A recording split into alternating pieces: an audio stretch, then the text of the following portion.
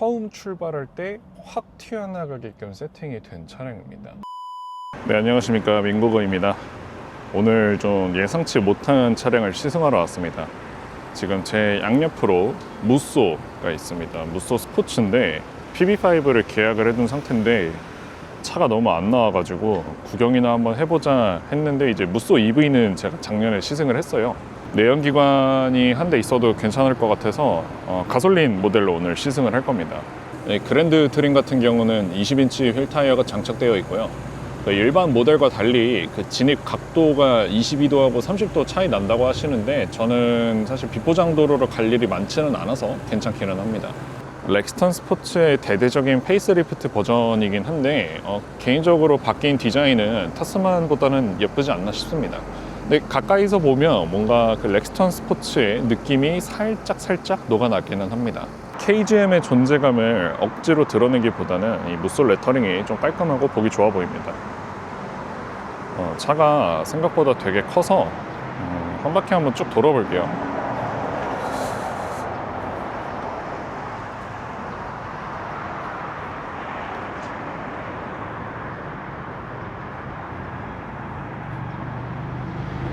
디젤은 기어봉이 안 바뀌었죠. 제가 PB5 계약하고 제일 고민되는 게 사실 차 바닥이거든요. 아마 직접 작업을 할 것 같은데, 이 무쏘 그랜드 같은 경우는 되게 튼튼하게 이 안쪽 마감이 되어 있고, 생각보다 저는 이게 되게 얕을 줄 알았는데 이 높이가 상당히 높아가지고 완전 괜찮아 보입니다. 그리고 오히려 위로 트여 있는 게 좀 마음이 편한 것 같기도 합니다. 근데 저는 이 쌍용 도어 트림 마감이 항상 좀 아쉽기는 한데, 그래도 뭐 어쩌겠습니까. 버튼부도 렉스턴이랑 이 토레스랑 이 무쏘 EV랑 크게 차이가 없고요. 그런데 시트가 되게 푹신푹신합니다. 이 중앙부 센터 콘솔 쪽이 되게 세련되게 바뀌었어요. 사실 그것 때문에 이 차 구매를 지금 고민하고 있을 정도로 상당한 상품성 개선이 이루어졌다고 볼 수 있습니다. 그리고 KGM 차량들의 인포테인먼트 시스템이 그렇게 나쁘지가 않아요. 시동을 한번 걸어보겠습니다. 이 디지털 클러스터가 상당히 깔끔한 모습이고, 내비게이션과 연동된 모습입니다. 좌우 독립 프로토 에어컨이 들어가 있고요. 썬루프 또한 장착된 차량입니다. 무쏘 스포츠도 2열 각도 조절은 안 되지만 레그룸이 넉넉하고 시트가 상당히 폭신폭신하게 바뀌었습니다. 가운데 센터 터널도 거의 안 올라온 상태고요.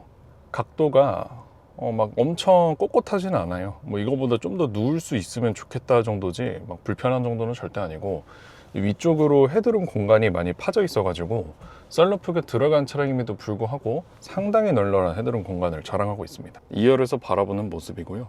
승하차가 편리하게 손잡이도 있습니다. 다만 아쉬운 거는 블랙 헤드라이닝 옵션을 제공하면 더욱 깔끔한 인상을 제공하지 않을까 싶긴 하네요. 그리고 PB5랑 또 고민하는 이유 중에 하나가, 얘는 창문이 있고 이렇게 시야가 되게 괜찮아요. 근데 PB5는 다 막혀 있어서 좀 답답하겠더라고요. 그리고 스마트키 디자인이 되게 세련되게 바뀐 모습이에요. 이게 원격 시동도 되는 것 같고 좀 묵직합니다. 약간 옛날 제규어 저키 같아요. 어라운드 뷰 화질이 조금 아쉽습니다. 이게 무쏘 EV에 들어간 게 확실히 좀 센세이셔널한 느낌이긴 했는데, 얘는 3D는 무쏘 EV랑 큰 차이는 없는데 왜 이상하게 유독 화질이 좀 아쉽게 보이나 싶기는 해요. 어쨌든 출발해 보겠습니다. 오랜만에 느껴보는 이 엔진의 감각인데, 근데 무쏘 EV 때도 느꼈던 건데 이게 약간 트럭의 승차감이 아닌 것 같아요. 오히려 타스만 시승했을 때 좀 좌우 앞뒤로 좀 꿀렁꿀렁 이는 느낌을 좀 받았었는데, 오토홀드가 있습니다. 처음 출발할 때 확 튀어나가게끔 세팅이 된 차량입니다. 그러니까 벤츠는 2단 출발도 하고 그러면서 좀 묵직한 승차감을 내잖아요. 얘는 그러지는 않습니다. 아무래도 차가 막 짐도 실려 있고 이러면 불리하겠죠. 무겁게 출발하는 세팅 자체가.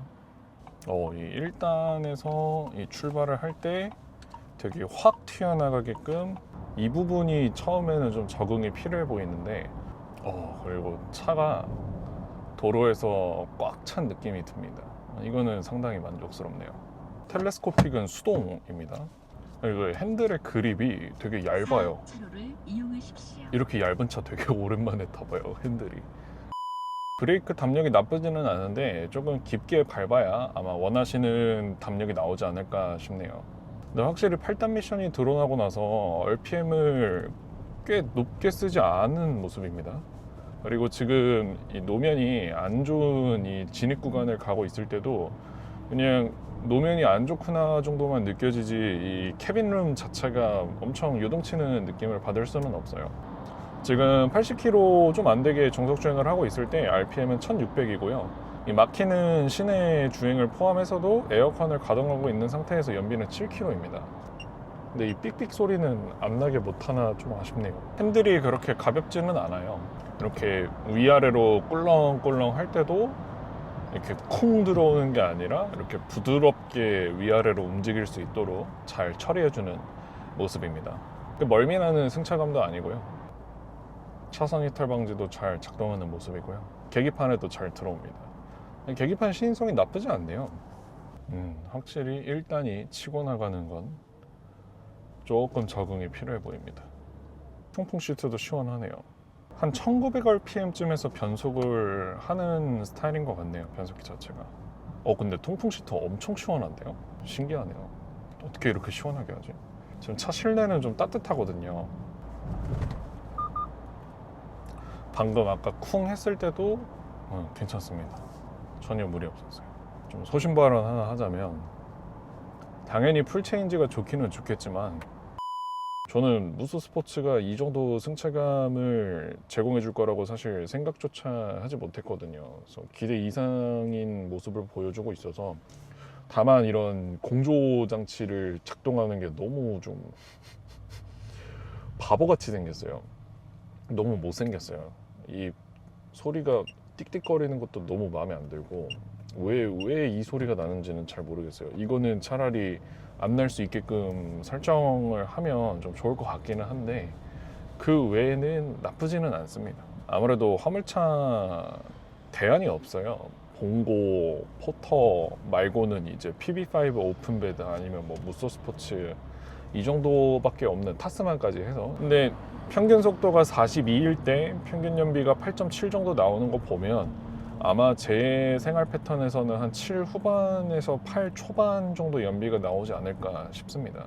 그래서 오래 운전해도 피곤하지는 않은데 시내 주행에서는 그래도 전기차가 더 좋은 것 같다라는 생각은 변함이 없습니다. 변속이 엄청 빠른 거는 아닌데 변속이 되게 부드럽게 되고 막 엄청 멍청한 수준의 변속까지는 아닙니다. 그리고 요즘 내연기관 차들은 뭐 현대기아 가릴 거 없이 오토스탑이 꺼졌다가 켜지는 부분에서 이질감이 정말 적더라고요. 네, 일단은 진짜 팍 튀어나갑니다. 오늘 이 얘기만 몇 번을 하는지 모르겠네요. 근데 이 소리가 너무 현대차 같은데요? 깜짝 놀랐네.